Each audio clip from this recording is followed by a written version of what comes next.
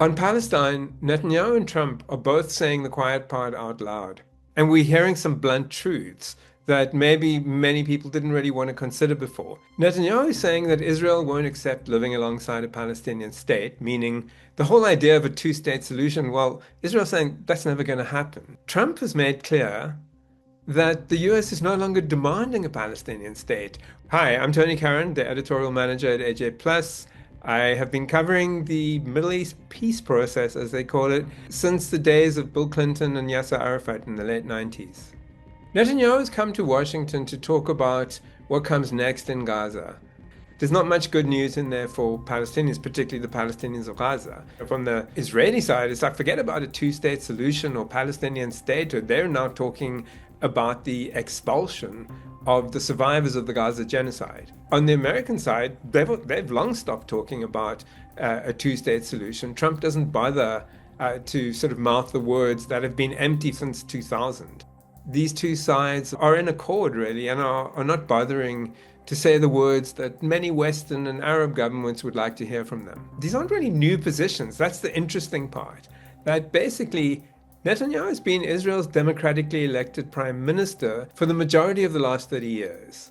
And what's interesting here is that he no longer feels any need to disguise or even fudge his intentions. He reminded the world's media just this week that he's actually spent his entire political career fighting against the possibility of Palestinian self-determination. He's basically here declaring victory on a program that he began in 1996 when he first got elected, which is to stop the emergence or prevent the emergence of a Palestinian state alongside Israel. Today, we're seeing his regime is literally accelerating its efforts to violently expel Palestinians from both Gaza and the West Bank.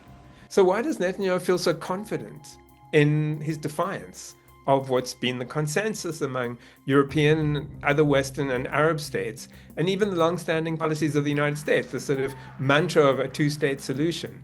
Well, it's because there's no pressure on him to lie or even dissemble about his intentions anymore. You can actually see that a lot of the players in the region and maybe elsewhere have acted as if the US is a referee, right, since the beginning of the peace process. And so there's been the assumption, even with the genocide, that at some point the US referee will blow the whistle and call a halt. Are we seeing any evidence of that? No, because the US is not the referee. The US is a player, a coach, an armorer of one side in this contest. Israel has been given an absolutely free rein by its American sponsor, safe in the knowledge that it operates with 100% impunity, guaranteed by the US, and that's by a bipartisan consensus in Washington. You don't act against Israel regardless of what Israel is doing. So US presidents from George W. Bush through Obama, Biden, and then Trump have done nothing to restrain Israel from fatally undermining what the first three had said was their stated position, i.e. the two-state solution. The difference with Trump is that he feels no need to bother with what he knows is a fake pretense, that the US stands for Palestinian statehood alongside Israel. The US claimed a monopoly on the Palestine file following the Oslo Accords in '94. And they batted away the idea that any others could step up or should step up to help accelerate the process. Obviously, accelerating the process means putting heavy pressure on Israel to change course by creating painful consequences for maintaining and expanding the occupation. None of that is happening. You know, the Europeans, the other G7 powers, the Arab regimes may fret over what Israel's actually doing. But there's no action. There's no material consequence. Just look in the last 2 years. You're talking about many tens of thousands of Palestinian lives destroyed in Gaza, which has been reduced to rubble. The escalating ethnic cleansing of the West Bank and open discussions now of plans to expel the survivors of the genocide from Gaza. So this is the US-owned peace process of the imagination, sustained by Biden, Obama, and Bush. Trump isn't bothering to dress it all up in sweet-sounding words. So I guess the interesting part for the other countries that, profess some concern for the fate of Palestine is that any expectation that the US is going to play any positive role in securing peace, justice, dignity for Palestinians is clearly unsustainable. The thing about Netanyahu, and the thing about everybody really, you should measure people by their actions, not by their words. Netanyahu has never withdrawn a single Israeli settlement. in his 30 years in and around power. And those settlements, remember, are illegal under international law, and they're supposedly a violation also of US policy. No, Netanyahu actually during all of this time has been a champion of massively expanding these settlements on Palestinian land that the advocates of a two-state solution imagine are going to be part of a Palestinian state. Nobody's expecting that Netanyahu bothered to mouth empty words, because the US, which is Israel's primary sponsor, has also given up mouthing empty words. And so, historians can debate exactly when this occurred and why.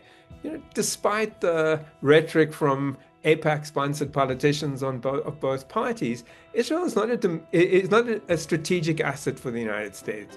It's a domestic political issue. That's what drives US-Israel policy. And it's been clear for most of the century, in fact, that there was nothing behind the stated commitment of the US to a two-state solution. US officials could routinely mouth Washington's commitment to two states for two people alongside one another, even more kind of laughably, really. They could invoke a peace process.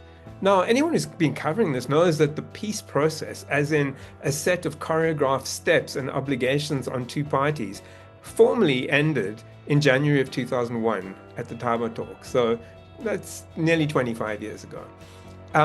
The point from then is that they've never lifted a finger. The United States has never lifted a finger to restrain Israel's steady settler colonial expansion. So the actions, speak loudest, and really basically Trump's just stopped bothering with the words. There are no consequences for the occupation, despite its illegality. Basically, it's not in the comfort zone, as far as I can see, of any Western or Arab government to take action. Even though they can recognize that the US is not acting, to take action themselves if they have a choice is uncomfortable. It's risky, and they don't want to go there.